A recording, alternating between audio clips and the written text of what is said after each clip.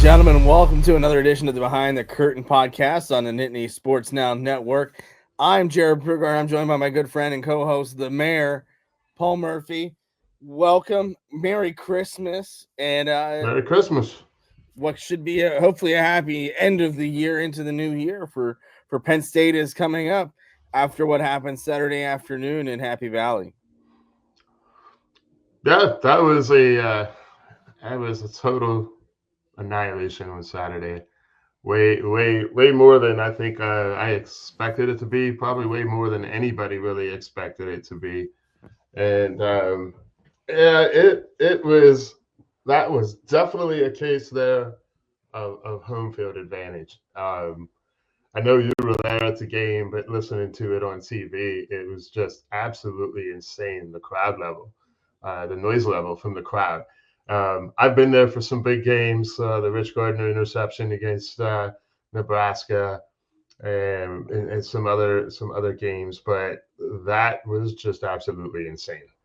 And this is my imitation of Jennings, like the whole game. Well, yeah, he checked all the way out. Now he's in the transfer portal. Crazy enough, but you're right. The atmosphere was intense. It was a great atmosphere for everybody there, and that's the last game at Beaver Stadium in front of that rendition to the stadium too. So I thought it was a great way to send out the stadium. But it wasn't. I expected Penn State to win big. I had 34-17 as my prediction to begin with. It ended up 38-10. But I did not expect them to come out as hot as they did. The defensive touchdowns were obviously huge. And then the other interception that led to another touchdown. So you're 21 points off turnovers almost immediately. And that's just a great situation to be in no matter what. But they played a complete football game because the defense did their part. The offense did what they needed to do really in the second half. And that's while running the ball down SMU's throat. You talked about a home field advantage. The crowd was 106,000 and it was loud. And I thought TNT did a great job of making sure that was known through the broadcast. I think too many times, especially on Fox, they mute it so that their announcers can, you can hear their hot air coming out of their mouths. Did you get to see the replay? Did you get to watch it at all? Yes, 100%. Yeah. And the presentation was phenomenal. I thought so too, especially the point that you brought up about the crowd noise. Because I think at one point in there, he was, how did he say it? He says, listen to this crowd right now. The crowd level is at 100 right now. But it was absolutely insane. I mean, to hear it on the TV, especially, here, because I have the surround sound up in the ceiling. And that gave it even a more, like, effect from what, I mean, it was like you were literally there. It was pretty wild. And obviously the DeLuca interception return for a touchdown was great, but the crowd reached an entirely different level when Rojas housed that interception, running through guys, running. At that point, I thought that SMU was done. I did not expect them to do anything the rest of the game, and they really didn't. They scored 10 points. Okay, congratulations, but really. They dominated on both sides of the football. The offense was okay, but they didn't need to be impressive either, and they didn't need to throw the ball. They threw the ball 4 times in the first half, in the second half. And when you're doing that, then it's a really good situation. What did we talk about last week when we were talking about the game? And I said the best thing they can do is get a lead going in there to like mid third quarter, and then start eating the clock, start running the ball. Start using your backs, and that's exactly what they did, and for good measure, because for myself, and I know that weather has something to do with that, because when it's that cold out, that ball is like a rock, and it's hard to grip, and I think that was the occasion for both quarterbacks, but I think that was probably our worst game of the season, as far as it wasn't so much even missing guys physically throwing the ball. It was missing guys like with his eyes. Like the first couple of drives, I'm sitting there and I'm looking at this. I'm like, what are you doing? Like there's guys right there in the middle. Like he wasn't seeing the field, and I don't know, but he did enough. He did enough. Didn't turn the ball over. But yeah, it was kind of neat to see, like, hey, I finally got a prediction right where they got the lead and they pounded the rock and ate the clock. That's exactly what we talked about. They had to be physical, and they were up front. Man, Abdul Carter played a monster game. Denied Dennis Sutton had a really good game as well. Rojas was solid. And then DeLuca. offensively, they were really good too. I mean, offensively up front, I mean, Nolan Rucci's playing some really good football right now. And I think when you're able to dominate the trenches on both sides of the football, 9 times out of 10 you're typically going to win. And they scored those touchdowns early, which is great. But for them, I mean, they got the lead early, and that took the pressure off of Aller. But also the problem with Aller too is down there on the field is the swirling wind, just the way that the stadium is set up. It creates kind of this wind tunnel, this wind funnel more, if so. And I think when you do that and when you deal with that, it sucks. So I mean, you have that going on for them, but obviously he didn't need to throw the ball a lot. I thought he tried to be too perfect early, make the perfect pass, make the perfect read, and didn't let the game come to him. He just kind of went out and tried to force some things. But the biggest thing is they got him that lead, and then he was a completely different ball player. And then in the third quarter and fourth quarter, they didn't really need him. Yeah, and he seemed to settle down a little bit. I mean, obviously, like you said, they only threw the ball 4 times in the second half, but he seemed to settle in. That calmed him. I think he was pretty hyped up at the beginning. I mean, that's to be expected. But I got to tell you, and God bless, Jennings, but I saw him. He was just like, he literally looked like a deer in the headlights. Like it looked like he literally looked like a true freshman making his first start ever in the first game of the season. Like he was just, I mean, nothing was going well for him. And I thought defensively that Penn State played one of the better defensive efforts in the containment factor of that game. And they didn't even really use a spy per se. Because, at times this year we've seen Carter line up as a spy, just trying to keep the guy contained. They didn't do that, but it just seemed like the defensive line and the linebackers seemed to be in the right spot at the right time. So as much crap as we've given, Tom Allen this year for some shortages on the defensive side of the ball, I thought the game planning, not only the game planning, but the execution was perfect. And I have been down on the linebackers this year because I even might have said here a few weeks ago that I thought my most underwhelming, or I would say disappointing, was Rojas. It just and you talk about execution. He comes in, fills in that spot, and then it makes the interception. Jennings doesn't see him, and then makes the perfect play. But yeah, I mean, Rojas played, I thought, a really solid game. Just defensively as a whole, they played a really good game. And this is the time of year that you need defense. I mean, you mentioned the balls. That's why they went for it early instead of kicking it. That makes sense. James Franklin's really found this. I don't know if he drank like Michael's Secret stuff. He's become Dan Campbell. Yeah, but he's being aggressive, and that aggressiveness paid off in the pick 6. Obviously, they go for it, they don't get it, but then they end up scoring. So the defense, played off of that. I thought they played a really good complementary game, and in all 3 phases. The special teams is always going to suck in the cold, but for Penn State and for the rest of the teams moving forward, outside of the game and the Orange Bowl, and I think the Rose Bowl, every other game is going to be indoors. Yeah, and Jarrod, when you go back to the first possession of SMU, after Penn State come out and win a very, very quiet 3-and-out on the first possession, and my first thought in my mind is, here we go again, because you know how the slow starts have been for the offense. Like, they just can't get the rhythm going. They can't get settled in. And SMU is just driving the ball right down the field, a quick tempo. Penn State was not ready for that. Allen adjusted after that first series. But that crucial play on 4th down, where they were like the 17-yard line, 18-yard line, and Jennings had the first down on the scramble. Like, he had the first down. He elected to throw, yeah.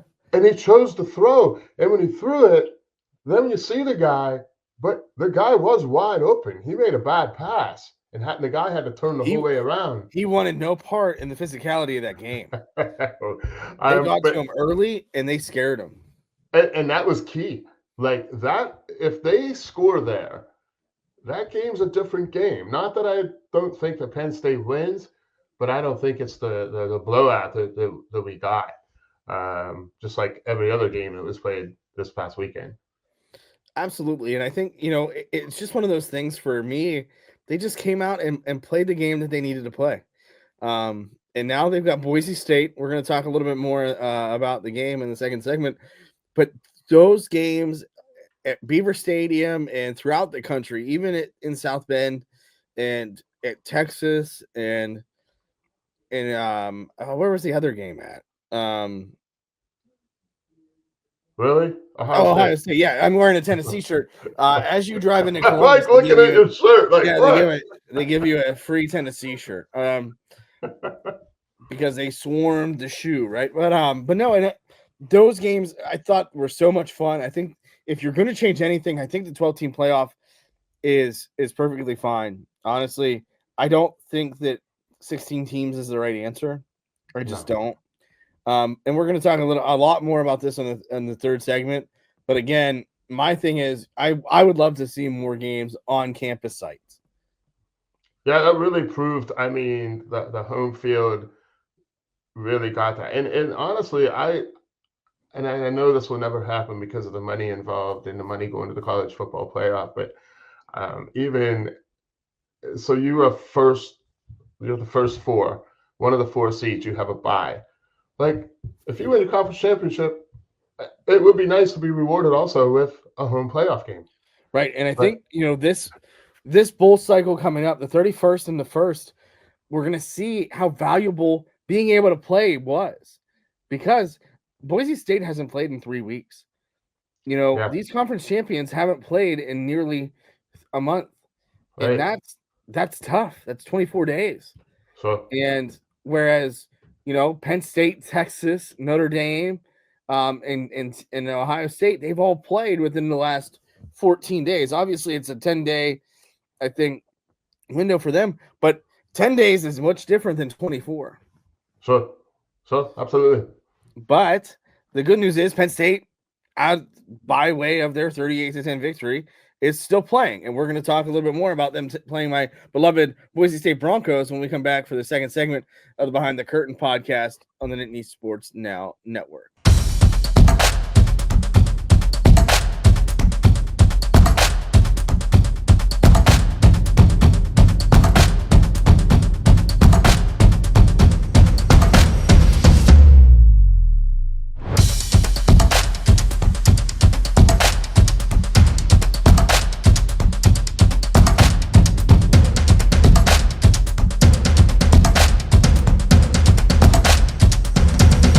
Welcome back to the second segment of the Behind the Curtain podcast in the Sports Now Network. I'm with the mayor, Murph, and my name is Jarrod Prugar. This is a really weird game for me. I'm going to be honest with you. Boise State is my adopted team. I get to watch them a lot. I was a big Kellen Moore fan growing up. I have a piece of the Smurf turf in my mom's house, waiting for a trophy case to be put in my current house, where I'm going to have a Boise State helmet, and it's going to look really cool. That was a COVID purchase. I got a square yard of the field for $50, and I thought that was pretty damn cool. So it's a real weird game for me. And of course, of all games, I don't get to actually be there in person. Unfortunately, it just couldn't work out logistically. But I'm gonna have to sell your room, man. I'll have to rent it out now. Yeah, you can make a lot of money. But for me, I think Penn State is going to win this game. And because of the schedule, we're recording this Christmas night. So this is going to come out Thursday or Friday, and then obviously the game is on Tuesday.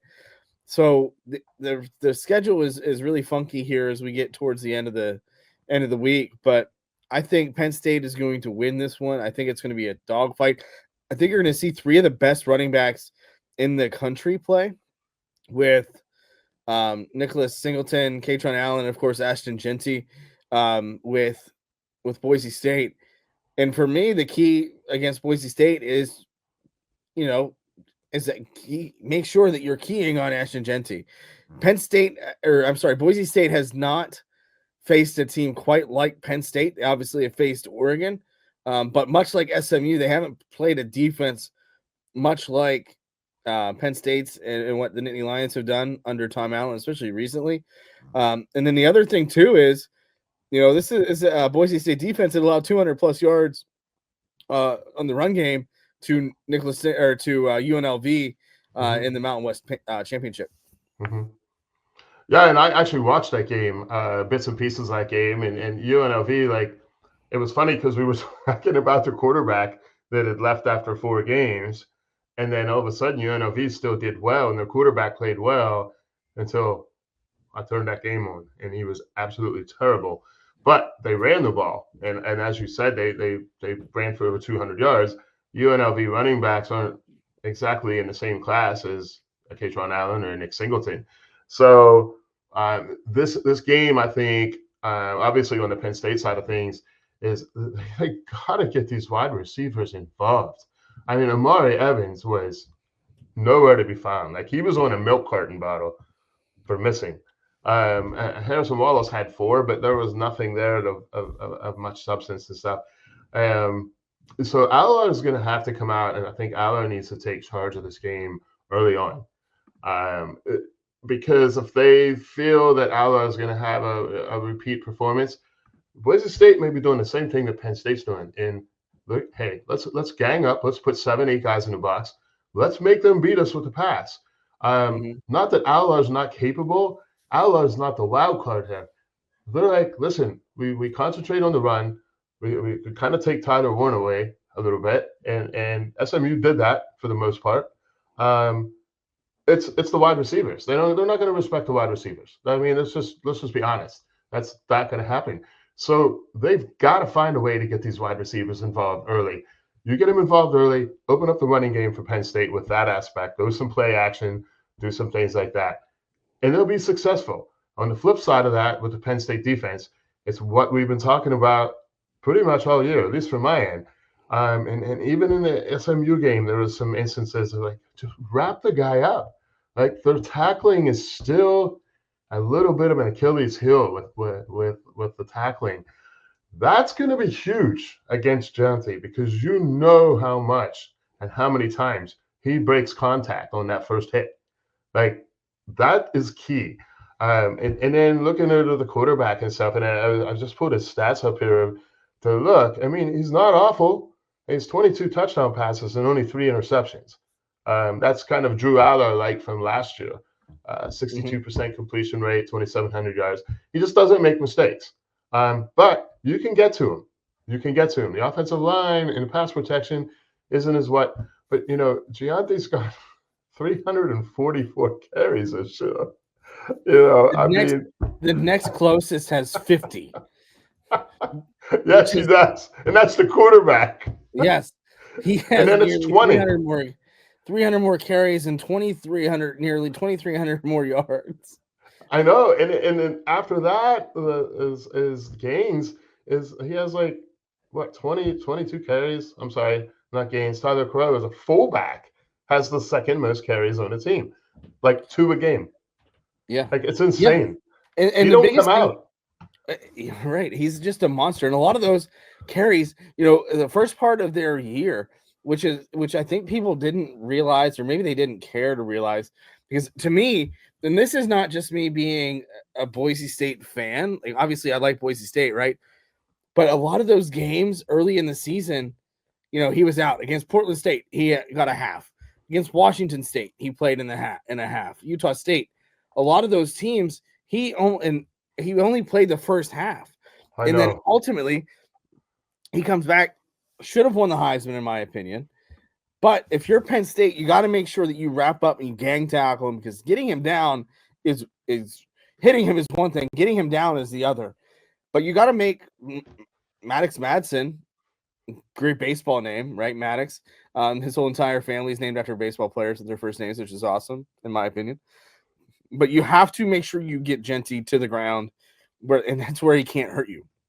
Take him out of the game, and I think Penn State has a really good opportunity to do that. Yeah. And Jarrod, just to back up what you were saying about him not playing in halves and stuff, and you look at Singleton and Allen combined are right there with Genty as far as them two combined is him. I mean, Aller has 79 carries. I mean, Aller has, as we already know, has ran the ball a lot more this year than what we had seen in the past. But the key is they got to come out. I think this offense has to come out, even if they don't score on the first drive. And I'm referring to Penn State, is they got to get some semblance of a drive. Boise State's going to be well represented here in the Fiesta Bowl. They have known where they were going to be and that they were going to be there for sure since Selection Sunday. So I realize that, they do have a lot of following out here in the West and stuff.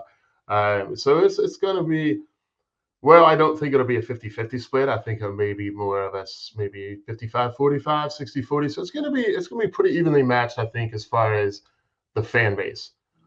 So I think it's important for Penn State to come out on that first drive and at least get something sustainable, get the ball, even if you force Boise State to go the whole length of the field, if that's what happens. This all comes down, I think, to Aller and the receivers. I'm not really worried about the defense as much as the only aspect on that, again, is tackling. They got to step up. They got to tackle. They got to do the job. If they put on a performance like they did with DeLuca and Rojas out there, and they do the job like they did last time, they're going to be in good hands. Absolutely. And I think the other thing, too, is, the common opponent here is Oregon, right? Oregon. And for, that's two totally different games. That game September 5th, or I'm sorry, not September 5th, but earlier in the season, right? So, when you look at where the teams are now, comparatively speaking, Gabriel went for 243 and 2 touchdowns. Now they have a lot more weapons running the football, and passing the football out in Oregon, especially with the pass catchers out there. But Genty had 25 attempts and 197 yards and 3 touchdowns. And that game was Boise State's, I think, closest game by far. It was a 3-point loss to Oregon. So they can beat the big dogs, and they've proven that time and time again. But this is a good opportunity for Penn State.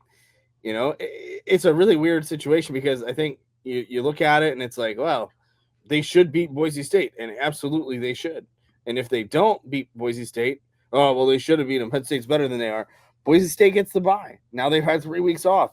That means 2 things. One, they haven't played in forever, but because they haven't played in forever, Genty is refreshed, and he's going to be, I think, a lot hungrier than people expect him to be, because I think he feels slighted because he did not get the Heisman.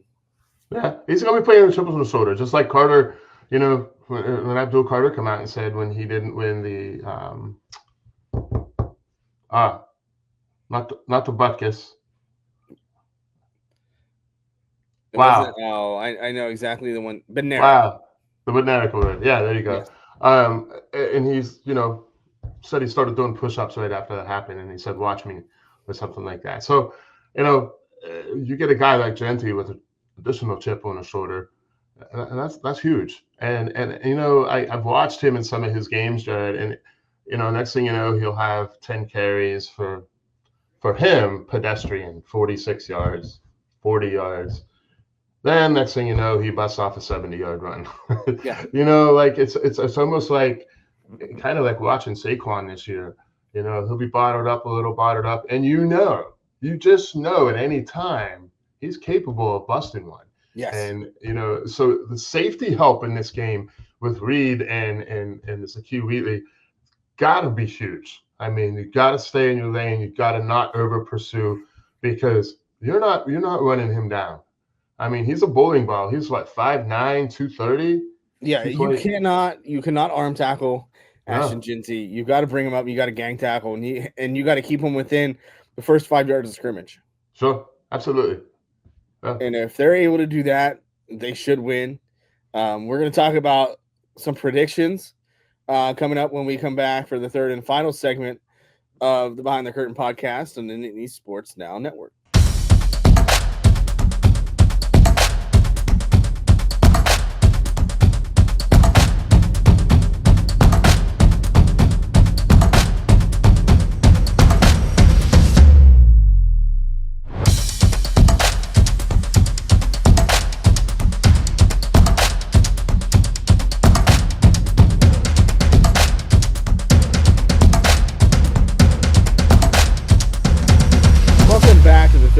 segment of the Behind the Curtain podcast on the Sports Now Network. He's the mayor. I'm Jarrod Prugar. Penn State, I think, is going to win, and I think it's going to be in that 38 to 17 to 20 area. I think Penn State handles them, but I am afraid of Ashton Jeanty, probably more so than any player that they've faced all year. But I do think Penn State ends up winning big, which is not a bad thing when you get this far in the season. But I'm always taking the ultra conservative approach. I think, as you saw last week, I think it was 30 to 20. I believe I predicted for Penn State last week. I think Jeanty's going to get his. It's a matter of containing that and not allowing the big play. I'm going to go 34 to 27, Penn State. 34-27. I think that, they're going to be up in the fourth. We're going to be rotating guys in and out. I think they get a score, in the last 3 to 4 minutes to make it a 7-point game. And then, but it's going to be interesting. I mean, the game has me a little bit more nervous than the SMU game, rightfully so. But, yeah, I think it's going to be a tough game. That's why we play the game. I guess we'll see. Right. And now we're into neutral site games. Penn State's flying out, I believe, Thursday. Same with Boise State. They're both getting there. They have a practice day Thursday as well before they head out. Penn State and Boise State are no strangers to the Fiesta Bowl by any means. Boise State making their claim to fame, Statue of Liberty, which is what really got me interested in Boise State football. Ian Johnson, many, many years ago. And Kellen Moore, obviously. But Penn State, that was James Franklin's first New Year's Six game that he won with the Nittany Lions, and obviously the Cotton Bowl and Rose Bowl have come after that. Then you've got a lot of other great games. Texas, Arizona State, Oregon, Ohio State rematch in the Rose Bowl, which is Pac-12 Big Ten matchup. I'm sorry, just kidding. That's two Big Ten teams in the Rose Bowl, but at least they keep that affiliation. I think that's good for the conference. And then South Bend Community College, Notre Dame takes on Georgia. I want to talk about that game because that's Penn State. Whoever wins that game plays the winner of Penn State, Boise State. Carson Beck just had Tommy John surgery. He had UCL repair. I like Notre Dame over Georgia because of that.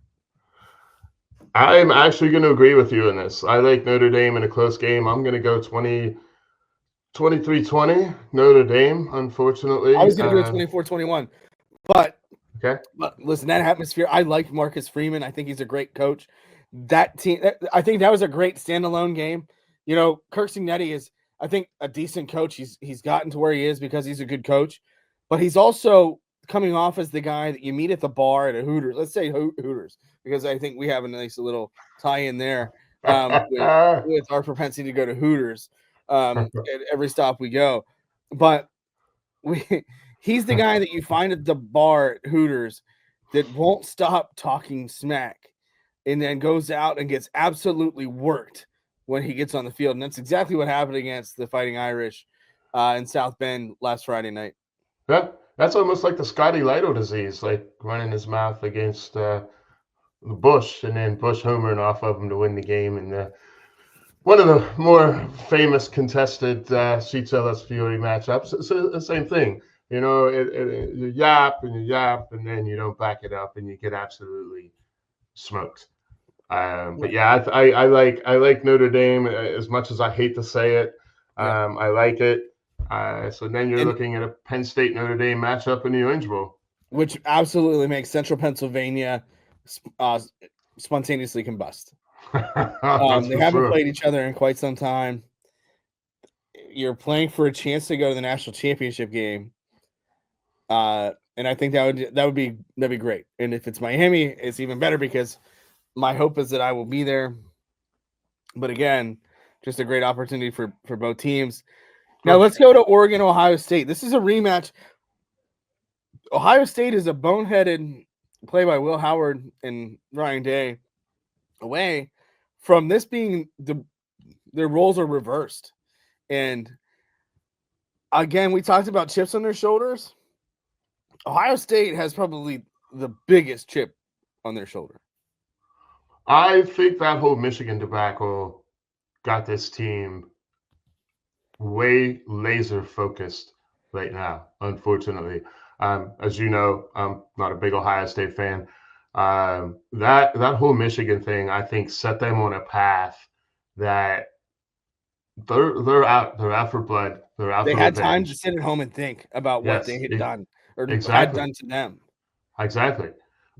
So man, this one's a tough one. This one, I think you can play this game 10 times and it goes 5-5 either way. I think it's going to come down to um,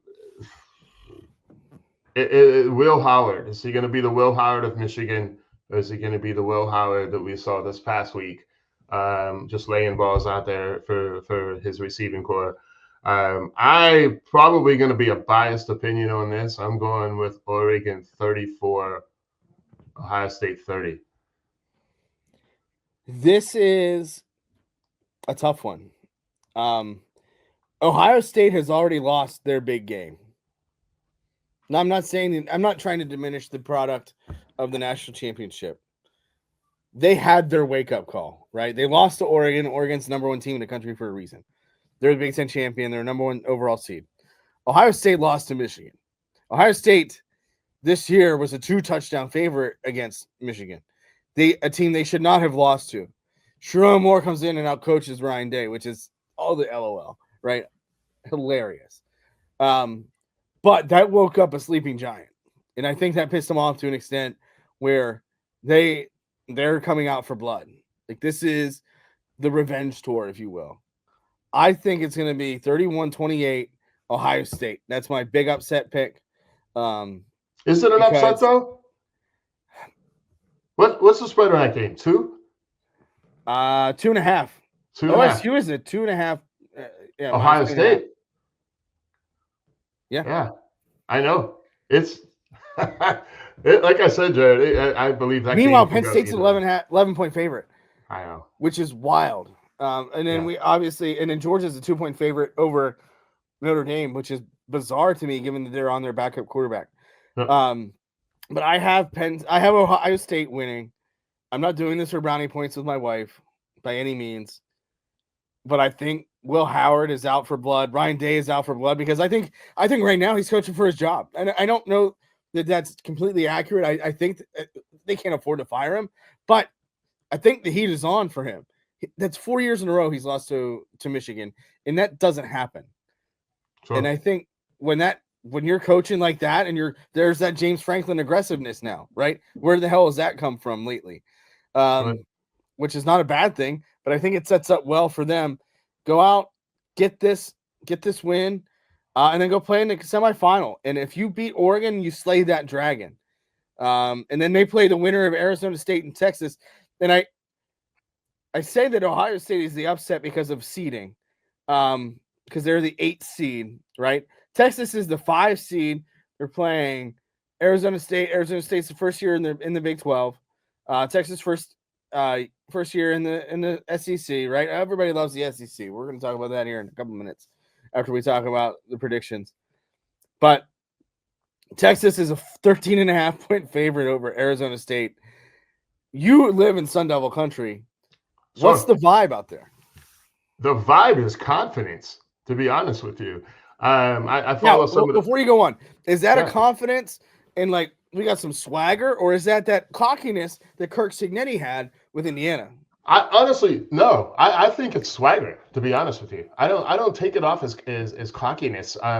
These fans out here now are, they're getting their whistles wet a little bit for success. I mean, it's been just an absolute disaster for many years out here, starting with the Herm Edwards hire, which absolutely tanked. But now with Dillingham, and the players love him. I think he's a very emotional guy, very emotional guy. But they're starting to pull in some portal guys as well, which I knew was going to happen. In fact, the Branch brothers from USC may end up here at ASU. So I kind of peruse the boards a little bit and kind of read up and try to read into that and everything and see what everybody's saying. Of course, no matter what we as Joe fans say, we're not playing the game, so it doesn't really matter. But you know how these things go. There's a lot of confidence out there, like Scatterboo this, Scatterboo that. Sam Levitt. Don't forget they lost their top receiver when he broke his collarbone a few weeks ago. So that's a big loss for them. But it was funny because who shows up in that game? Malik McClain. Yeah. How's that for a name from the past? And then I'm reading the message board and then somebody's like, this guy's a stud. And I'm like, this guy's a stud. This guy's garbage. He goes out and makes one catch, a 42-yard pass. And I actually said, what do you mean he's a stud? I actually responded to this guy. And I'm like, the guy had like 6 catches last year. He had like 17 the year before. He redshirted this year. And then he makes this catch and some person comments, how about now? And I'm like, oh, one catch does not make a guy a stud. I mean, so I think I'm going to go with what you're saying is they've not seen a defense like Texas. They play in the Big 12, and we know nobody in the Big 12 plays defense. I mean, that's been the moniker for the Big 12 for years, where some of the football scores look like basketball scores. It's not as bad as what it was because you've lost some of those high-scoring teams out of the Big 12, like Oklahoma and Texas. Yeah, like they're gone now. So now you're back down to the West Virginias. So I don't feel that ASU has the horses to stick with this. And I know Scatterboo finished 5th in the Heisman Trophy. I mean, the kid's a wrecking ball. There's no question about it. He's like a hydrant coming out there. And I just don't know if they concentrate on him. He's another guy. It's like Genty. Like, you got to get him in the first few yards of the line of scrimmage, because if you put him on a safety or a cornerback, it's like a freaking freight train coming down off of the horseshoe curve coming into the outside yards. You're not stopping him. Right. 100%. But all that said, they're not going to be, their defense is not going to be able to stop, the Quinn Ewers, the Archie Mannings, the Blue. There's just Isaiah Bond. I think Isaiah Bond's going to come up huge in this game. I've got Texas winning this game 38-17. I was going to say 35-17. No, I got a blowout coming in this game. Yeah, I think so too. All condolences to all my SU fans who are going to watch this now and probably give me crap about it. So I'm putting myself out there to take abuse if it doesn't turn out this way. And I want to touch on one more thing in the Oregon-Ohio State game. Oregon's undefeated. They are the last remaining undefeated team. Is that going to create pressure for them to maintain that? Because in a win or go home game, that's tough to deal with. Penn State's already lost their 2 games. Ohio State's already lost their 2 games. ASU's lost 3. Texas has lost theirs, and so on and so forth. How is that going to prevent them from playing up to their capability? Because they're tight, trying to protect that perfect season. Well, Jarrod, and I know this in the scale of relativity, this is like bottom of the list, but I mean, how many years LSF and even Sheets, those years we, would be undefeated or have losses. It is pressure. Yeah. The year that we were able to win it, we got into the semifinals. We were 24-0, and we lost the first game of the semifinals. Like, all of a sudden, you're down. You lose one more game, you're done. That perfect season means nothing. Right. I've always maintain that it's better to have that loss so you don't have that bullseye and the extra stress to do that. So I think you have something there. I think you have something. Lanning has these kids ready to play, though. I mean, he is a hell of a football coach. Gabriel is a seasoned vet. Like, these 8 coaches, I think, are phenomenal. Sark is great. Dillingham is good. I don't know that he's that great to elite coach yet, but he's getting there. And quickly. We've got Ryan Day, who's a good coach. Obviously, last 4 years against Michigan in a game that only matters to them, that's a big factor. But same thing with Dan Lanning. Dan Lanning is a great coach. Spencer Danielson is a really good coach. I think he's becoming a great coach. He's been on the job for less than almost a little over a year, and he's done really good things, at Boise State. James Franklin has a great track record, 100 wins at Penn State, still 309 off the record, but still, I got to start somewhere, right? But the other thing, and then you go to Marcus Freeman, who's really good, and Kirby Smart. There's 8 really, really good to great to elite coaches left, and that's what's going to be the big difference. And they beat some other good coaches, and they blew their doors in, because this is where the great to elite coaches stand out, because it's in their preparations, the little things that matter. That's why everybody makes fun of James Franklin's 1-0 mentality, right? But as a coach, it is such an important thing to really focus on that, because when you think too far down the line, right? When you think about a Michigan game 3 weeks down the road, when you think about an Ohio State game 4 weeks down the road, and your brain drifts. I go back to Texas A&M when they lost their game. I forget who, but it was right prior to them playing Texas. I think it was a terrible SEC team. But Elko mentions, we're talking about Texas instead of talking about the team. When you put that focus on something else, you're distracted from the task at hand. That's why these coaches are where they're at, right? And the media pundits have done nothing but talk shit about the scores and do they deserve it. SMU was the second best ACC team this year. I thought they could have won the ACC championship game. Does that mean that they don't deserve to be in there? No, I think they deserved it. But at the same time, you got to give Penn State their credit too. They came out, scored 2 defensive touchdowns, 21 points off of turnovers, and played their best football game of the season defensively. Tennessee, Josh Heupel, very good coach at Rocky Top, and they got chopped down, right? And Ryan Day came out and outcoached him.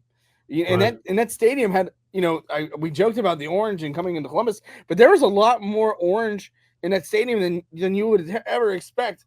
Sure. Simply based on a lot of frustrations with the fan base and the fact that that's only 5 hours away. Sure.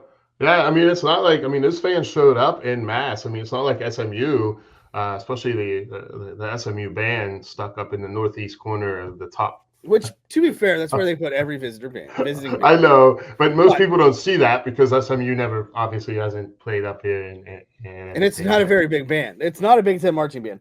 And I think that's the other thing, too, to realize is, when you go outside of the Big Ten and you go to these other games, the bands are where it's at. Like, the Big Ten is the best of the best for marching bands. You don't always get that. When we went to the TCU game earlier this year, my wife and I kind of looked at each other and we were like, oh, that's small. That's really small. It's like getting used to the Altoona band, Altoona right. High band, and then going to like Central Dauphin East or something like that. Yeah, exactly. So many people talk crap about the scores, right? And there were some blowouts. Don't get me wrong, Penn State was a blowout. Texas was a blowout. They beat Clemson. The score is a little closer than you expect. Than it really indicated. Same thing with Ohio State, Tennessee, and Notre Dame and Indiana. Yeah. Notre Dame got boat raced in the national championship game. There have been blowouts in other games. I'm so sick and tired of this SEC narrative. Don't lose to teams you're not supposed to lose to. Don't lose by 3 scores to a shit Oklahoma team. Just don't do it. Don't lose to a terrible Kentucky team. Don't lose when you're not supposed to lose to. Does that mean – listen, we all know the Indiana schedule was complete butt cheeks. Complete and utter butt cheeks this year. Hell, Cignetti, when he took the job, there's 10 wins. That's without even knowing his team. He took a team from James Madison, essentially, and beat 10 teams in the Big Ten, right? That was not a good schedule. Everybody knows that, but they won. That's what matters. It doesn't matter who they beat. They still won 11 games. Yeah. They still won games they needed to win. The one game they didn't win was Ohio State, right? And Ohio State did blow their doors in, which was not unexpected. Penn State, all right, you can make a case. They lost to Oregon in the Big Ten championship. They were a 1 score away from Ohio a win State. Against Ohio State. Yeah. Everybody else they beat. And when you look at the schedule, Washington was in the national championship game last year. Of course, they lost a lot, But you look at USC. USC is typically a formidable foe, and they turned into be dog water. So I mean, Notre Dame's schedule wasn't great either. They obviously play the military academies. That's disrespect. But playing at Notre Dame is very different than playing at at West Point or playing at the Naval Academy. So I mean, you can talk about winning this or the quality losses, which it's a loss. There's no to me.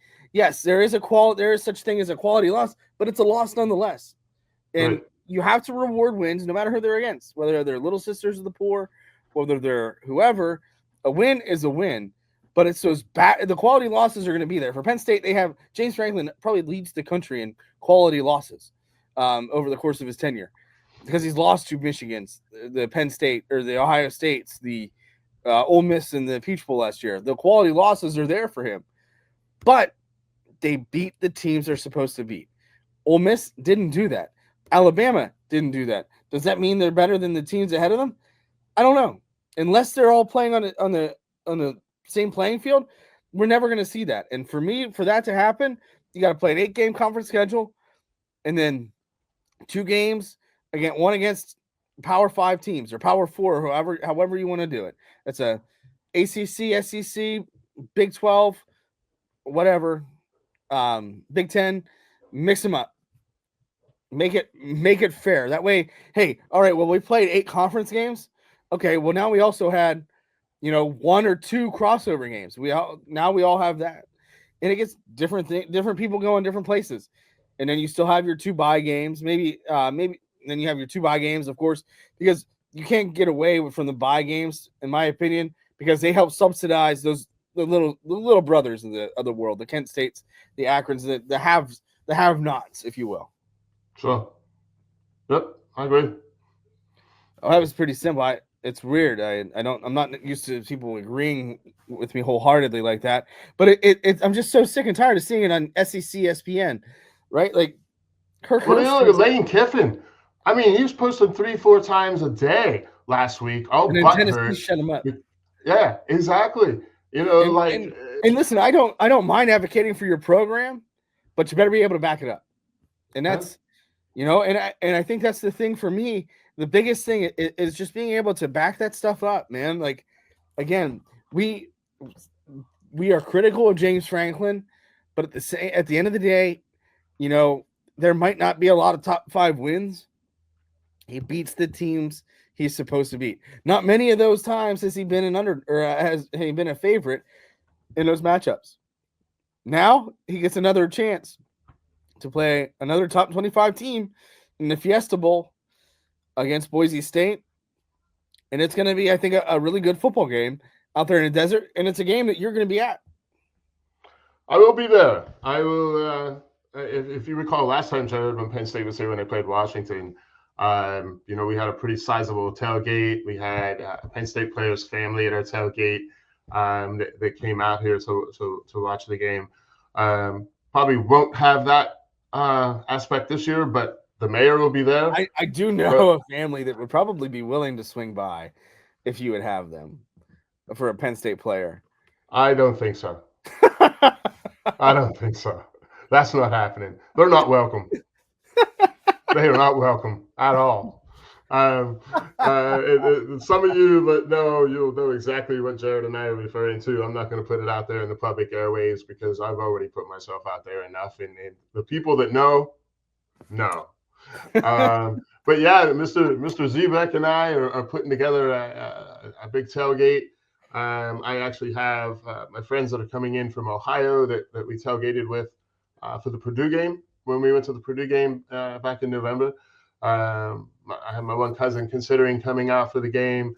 Other friends here are coming to the game. So now we actually have a group chat on Facebook Messenger. We have the lady that was the head of the Penn State Alumni Association up in Seattle is coming to the tailgate. We have another girl that's coming. Her best friend from Burbank is coming in. And this thing just keeps growing and growing and growing. Even the famous Caroline from of Twitter fame, X, as you may call it, may make an appearance as well. So hey, we're going to hit it up. It's going to be a great time. Heidi and I are actually going to the Fiesta Bowl parade on Saturday. We'll be going to see that.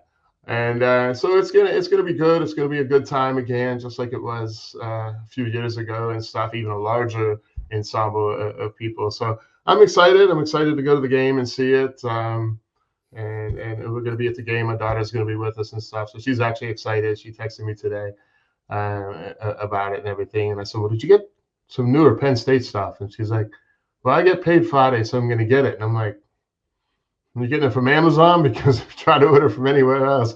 But Heidi has some extra stuff here that she'll be able to wear to the game and stuff. So we're excited. It's a great opportunity to come see them, and then hopefully if they win, they go to the Orange Bowl. You'll be able to maybe take care of that portion, and I'll wait for the national championship game if they make it that far. And then I got some really tough decisions, and I want to touch on that when you come back from your in the curtain call portion of a show. Well, and listen, if they do make it to that aspect of it, my full intention is, and I told our assistant superintendent for secondary, who's a big Penn State fan, like my plans long term. So I don't even know if this will come to fruition, but I told him I'm going to take a personal day. If they make it to the Orange Bowl, take a personal day, fly down day of the game, stay there Friday night, come back probably Saturday morning. I'm probably flying out of Richmond with my buddy Kevin, who so we might get a live 2-person. We'll be on the Lashing Out podcast in person, do that. And then if you do end up going to Atlanta for the national championship game, you make that tough decision, we'll have to do an in-person one. I do know Hooters. I'm trying to figure out how to do a live broadcast from the tailgate. I may have to talk to you off the air about how I could possibly run something like that through. We did a pregame show before the Battle for the Land Grant Trophy last year. We might have to do a pregame show from outside of the University of Phoenix Stadium. Is that State Farm Stadium? State Farm Stadium. Yeah, the toaster in the desert. It'd be cool. I mean, if we can set something up like that, it would be kind of cool. Just to, even if it's 10, 15 minutes worth of our time and stuff, and get all the Penn State faithful in and give everybody their 15 seconds of fame, show up on our podcast, and the legend grows. That's right. I'll let you get to your curtain call by all means. So the curtain call, and Jarrod, we kind of touched on this a little bit in the coming weeks of how the new playoff is set up. So now you got Penn State home game, and now Penn State has an away game, basically for the quarterfinal. And not just an away game, have 3/4 of the way across the country. Well, yeah, it's really an away game, away. Yeah, right. Then you got the Orange Bowl, which would be the semifinal game. So it's another go-to game. So you're looking at all these dollar signs up. And what was great to see is 106,000 people braving 12-degree wind chill to show up for this game last week. And it was great to see that many people actually came. But when you're, when you're just a Joe sports fan, and even if you're a Penn State fan or a team of any team fan of any team for that matter, you start looking at the costs involved with this. That you're looking at the flights, you're looking at the tickets, you're looking at travel, you're looking at having to take time off work. You're looking at all of these aspects. And so the other day, I actually got onto the national championship website, and one of our fellow engineers here actually has tickets to the national championship game. Now, he's a big South Bend Community College person, so I basically told him in a Teams meeting the other day that he just wasted his money, but if he wants to sell them to me for half price, I'll take them off his hands once Penn State makes it. So that was good banner. But when I looked up the price the other day, I found 2 tickets that were $1,430 a piece, upper level around the 40-yard line, and I put it into the cart and went to check out just to see the fees. The fees, and I did text this to you, I believe. I texted this 100%, to you. Yeah. $506 per ticket for a fee. For what? And the tax, which I understand the tax. Anyway, it turned out to be, mind you, these were like the lower price tickets you could find. And it came out to almost $4,300 for 2 tickets. Like, it's insane with these fees. Just insane. It's like, I don't know what the answer is. I don't know how you resolve this. I don't think there is a way, but it's right now, it's insane. It's insane. Absolutely. And that's really what's keeping me from the Fiesta Bowl. I have a place to stay. Obviously, with you, I know that Sure. you know that, and not that you would ever have a say in that, but I would be crashing with you 100% like we did before. But you're right; it's so costly. Like for me to fly out of wherever, because I looked out of Columbus because I'm in Ohio currently for the Christmas holidays with family. I looked out of Pittsburgh. I looked out of all kinds of different places, and everything is about $700, $800 just to get to the Fiesta Bowl. I don't have to get tickets. I'm fortunate where I'm credentialed media. I don't ever have to really worry about that. Last year, my wife went to the Peach Bowl. Luckily, she got a $100 ticket day of the game, which was great. It was lower level with Ole Miss fans, and she made some friends, which was really cool, right? We don't know a lot about what other schools do in their celebrations and things like that. Obviously, Penn State is really easy. We are Penn State, right? Nice and simple. Teach your manners. Thank you. You're welcome. Whatever. But, looking at prices for the Fiesta Bowl, we have access to like a media block of tickets. And they're not cheap by any means. And I think that's, the cost of it and the timeliness of it, right? Like, obviously, Penn State playing it at home on the 21st was awesome. But that could have been 110,000 people had it been a week earlier. Not so close to Christmas and New Year, right? So you deal with that aspect of it. You deal with the work aspect. A lot of people come up to Penn State games. They already burned their personal days and stuff like that. You have a 3-week period between the end of the regular season and that game, really, because you have 2 weeks from the conference championship game if you make the conference championship game.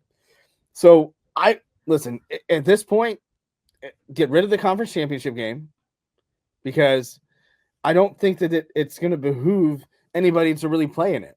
Right? Maybe you get your doors blown in, you get embarrassed, you get exposed, if you will. So move things up. Play the Army Navy game that weekend, then go right into the playoff. And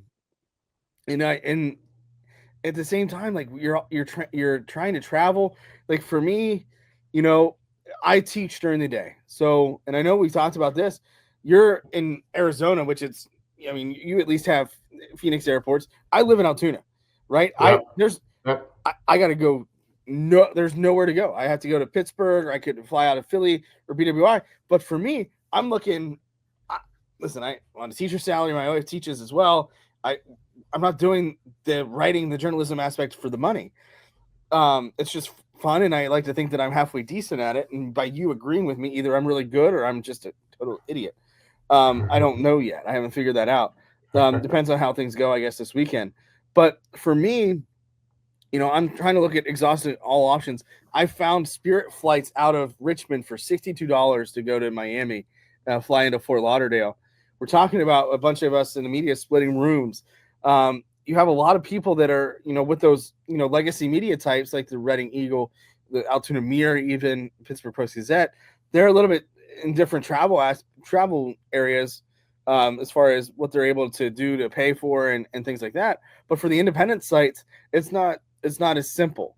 And then you add in that game's on a Thursday. So for me, if it's a Saturday or a Sunday or Saturday game, like it typically would be, that would be simple. I could fly down Friday or take one day Friday, fly down then game Saturday, come back Sunday. Then I only have to burn one personal day, right? Right. Well, that game's on a Thursday, so I got to take a personal day Thursday and Friday because I'm not going to be able to get back in time.